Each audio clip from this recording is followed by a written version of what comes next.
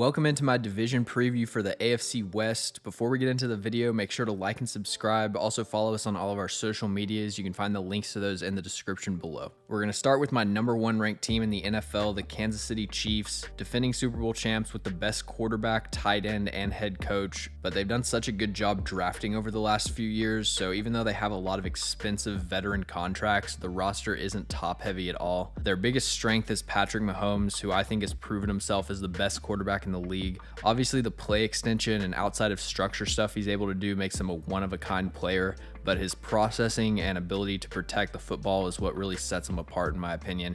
He just doesn't turn the ball over, and so even though he can be a playmaker and throw for 500 yards a game, he doesn't need to play that way for the Chiefs to have success. The Chiefs' biggest weakness is left tackle. I have receivers their lowest rated position group, but I think Mahomes and Reed have shown that they can get by without star receivers, and they do have Travis Kelce, so I don't worry too much about the weapons. But at left tackle, you've got Donovan Smith, who's been kind of a steady average starter for his whole career. I thought he took a step back last season, but it was more of just a handful of bad losses as opposed to him getting beat every snap. And a lot of the sacks he gave up were against elite pass rushers like Aaron Donald or Micah Parsons. So there's definitely a chance last year was a fluke and Donovan Smith ends up being okay, but I'm not fully confident in that. And then Wanya Morris has a lot of upside, but I just think he needs a year of development before he's ready to start. The main question mark or X factor, depending on how you look at it, is number 2 pass rusher. Chris Jones is on a Hall of Fame trajectory, and he had arguably the best season of his career in 2022. But if one of these edge rushers can emerge as a consistent second option, this defense is going to be a force. They're stacked at cornerback and linebacker, and they have a solid rotation of secondary rushers. But if George Karlaftis, for example, can build on a solid rookie season and take full advantage of his one-on-one opportunities, I don't know how you throw on this team. My breakout player for the Chiefs is wide receiver Kadarius Toney. He hasn't had a lot of usage since he came into the league, and he's got to stay healthy, but he's been really efficient, and he's one of the most dynamic players in the NFL. He has elite change of direction ability. He can sink his hips and accelerate almost instantly, and watching him in a Chiefs uniform juking people out down the sideline, it's definitely reminiscent of Dante Hall. The main thing he needs to improve is cleaning up his route running. He has the fluidity and natural talent to be a premier separator, but he's still kind of freestyling, and there's a lot of false steps when he's getting out of his breaks. The Chiefs' most underrated player is cornerback Joshua Williams. I think Willie Gay or Nick Bolton could qualify here, but Williams is a second-year cornerback out of Fayetteville State. He's 6'3" with crazy athletic tools, and he had a really good rookie season. I did a redraft video for the 2022 class, and I had Joshua Williams as a high second rounder. I just think with his traits and what he showed last year, he has the potential to grow into a number 1 corner. And the Chiefs player with the most to prove is wide receiver Sky Moore. Definitely a disappointing rookie year with just 267 receiving yards and 1 touchdown. I was so high on Sky Moore coming out of last year's class. I thought his route running and release off the line of scrimmage would translate immediately, but it's a huge adjustment going from the MAC to the NFL, so his career's gotten off to a slow start. But he should have a lot of opportunities this year with the state of this receiver room, so he needs to solidify a full-time role and show that he can play. My 10th ranked team is the LA Chargers, led by Justin Herbert, a good young offensive line, and a really talented group of receivers, but I think their biggest strength is edge rusher. Joey Bosa missed most of last season with a groin injury, but he came back at the end of the year, so I assume he'll be at 100%. And Khalil Mack at 32 years old isn't what he used to be, but he's still an impactful player, and unless we see a huge drop-off from Mack, it's hard to do much better than him and Bosa as your 1 and 2. And then Tuli Tuipulotu I really liked as a prospect. He's a talented pass rusher with a relentless motor, and he'll most likely be the 3rd guy in this rotation, and eventually he could step in for Mack. And the edge rushers are going to have to make up for a very below average interior defensive line. Austin Johnson and Sebastian Joseph Day are replacement level starters, definitely better in run defense than Jerry Tillery, but not very much pass rushing juice between those two. And Atito Agbanya is a second-year nose tackle out of UCLA. I kind of liked him as a prospect. He has great size and length, and I think he could become a solid run defender, but Mack and Bosa are really going to have to carry the pass rushing load for this defense. My biggest question for the Chargers is cornerback depth. I really like their top 2, but if Davis or Samuel gets injured, this could become a major liability.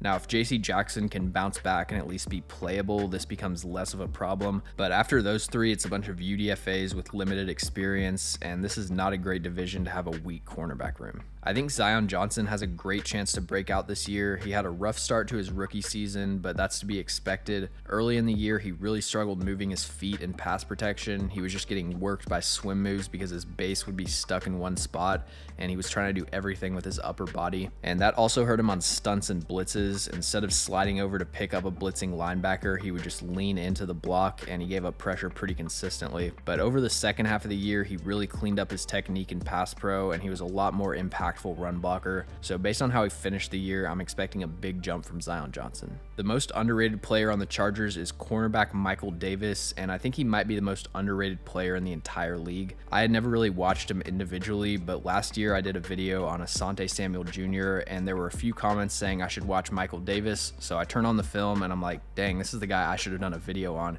He was absolutely locked down last season, 12 pass breakups, 75 PFF coverage grade. He's just a weapon in press coverage, and he's really composed playing the ball. I'd still like to see another year of this level of play just to be sure it's not a fluke, but the tape from last season speaks for itself, and I think he's the real deal. And the Chargers' prove-it player is linebacker Kenneth Murray, first-round pick in 2020, and he's been a major disappointment. He was PFF's lowest-graded linebacker in run defense last season. He gets stuck to blocks too easily, and he doesn't have great gap discipline. He did start making some plays in coverage towards the end of last year, but Dion Henley was my number one linebacker in this year's class, and if Murray doesn't take a major step forward, I could see Henley taking his spot. My third-ranked team in the division and 21st overall is the Denver Broncos. They have a really good secondary, an all-time great head coach in Sean Payton, and their biggest strength is receiver. Courtland Sutton's a really interesting player. I'm not exactly sure what to make of him. His production over his 4 healthy seasons hasn't been great, but I actually think he's done a good job of refining his route running and becoming a more consistent separator, but his ball skills seem to have regressed. Last year, he wasn't the physically dominant jump ball winner we think of him as being. He was getting boxed out at the catch point and just seemed passive and timid playing the ball. So a lot of this rating is based on Courtland Sutton returning to prior form, and my guess is that he does. And then Jerry Jeudy had a slow start to his career, huge expectations as the 15th pick, but his raw numbers haven't really backed up the hype, and because of that, I've seen a lot of people calling Jerry Jeudy overrated. But if you watch the tape from last season, he really started to put everything together, and quarterback is obviously the wild card, but I think this is the year Jeudy finally emerges. So I like the Broncos' top 2, and both of those players have a chance to show even more than we've seen from them already. But then you've got Tim Patrick coming off the ACL tear. He's the most underrated player on this team if he's fully healthy. Marvin Mims, rookie second rounder, is probably going to be the 4th option. He has a ways to go as a route runner, but I think he can be an impactful deep threat year 1. And then Marquez Callaway might be the best wide receiver 5 in the NFL. KJ Hamler is my prove it player, but he might not get a chance to prove it this year with how deep and talented this receiver room is. But if Russell Wilson doesn't have a bounce back season, all of these weapons might end up going to waste. And it's a similar situation to Deshaun Watson in Cleveland, where you've got an entire career of good to great quarterback play, but then the last year he just looked like a shell of himself. So it's tough to project those two going forward, but Sean Payton's one of the first coaches you would want to try and fix Russell Wilson, so there's definitely a chance he returns to form. But his inability to see the field last year was pretty concerning. There were so many wide open receivers that he either didn't see or saw too late. Outside of quarterback, the biggest question for this team is pass rush. Randy Gregory has all the talent in the world, but my expectations are limited for a player who's only played 500 snaps once in 6 years. When he's on the field, I think he can be a true number 1, but he's got to be available. They lost Draymond Jones in free agency and replaced him with Zach Allen. I think that's a slight step down. Allen's a good player, just not quite as dynamic of a pass rusher. So with Randy Gregory and Zach Allen and some solid rotational pieces like Frank Clark, Nick Bonito, and Jonathan Cooper, I think this is an average to slightly above average pass rush. But the player that could really put this unit over the top is Baron Browning. He's a converted linebacker entering his 3rd year, and he's an elite athlete. 40-inch vertical, 4.56 in the 40, sub 7 3-cone, and 33.5-inch arms. He has the traits to be a great speed rusher, and he had some dominant flashes last season. We just need to see it more consistently. And then my breakout player is right guard Quinn Miners. He had a solid rookie year, but he took a major step forward as a run blocker last season. He's so explosive getting to the 2nd level. I think he can emerge as one of the better zone blockers in the league. And if Sean Payton decides that Russell Wilson is unsavable and he wants to take a more run-heavy approach, it's going to be a lot of zone runs to the right.